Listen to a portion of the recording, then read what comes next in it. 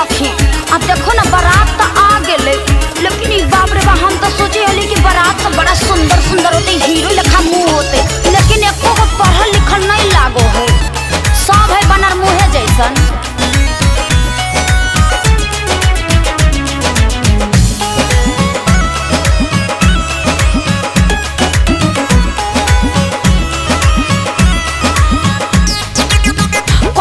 बारात अइलै कहाँ एकर घरबा अरे सखी देख ना कैसन बारात अइलै कहाँ एकर घरबा, दूल्हा बा ये सखी लागे भैंसा चराबा, दूल्हा बा ये सखी लागे भैंसा चराबा।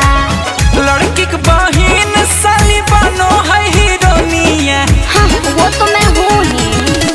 लड़की के बहिन साली बनो है हीरोनिया, लड़की रे यारबा लागे घसगड़ हनिया, दुल्हनिया रे यारबा लागे घसगड़ हनिया। मारेंगे ऐसा पर कि चढ़ जाओगे भैंसा पर।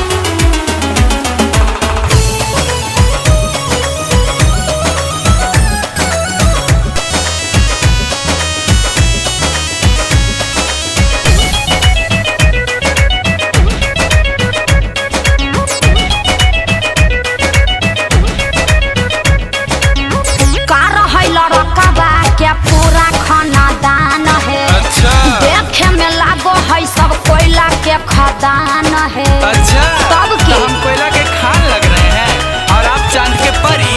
दूसरा के दूसो है करो है मजाक रे। हाँ। सब छौड़ी के है सुर्प ना खा जैसन नाक रे। हाँ। अपने तो लागो है बंदर मुहा जैसन। एकरो से सुंदर रखो ही ऐना करनिया। अच्छा चला भीख मांगा। एकरो से सुंदर रखो ही ऐना करनिया, लड़की रे यारबा लागे घसगड़ हनिया। दूल्हा बा ये सखी लागे भैंसा चराबा।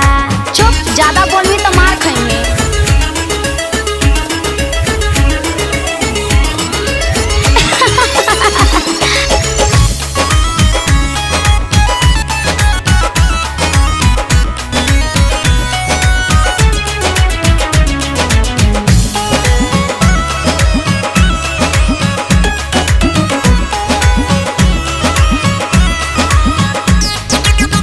छोरा के जनम चोरे जैसन आइले, गाड़ी ने बाजा लैले नाम हंसबैले।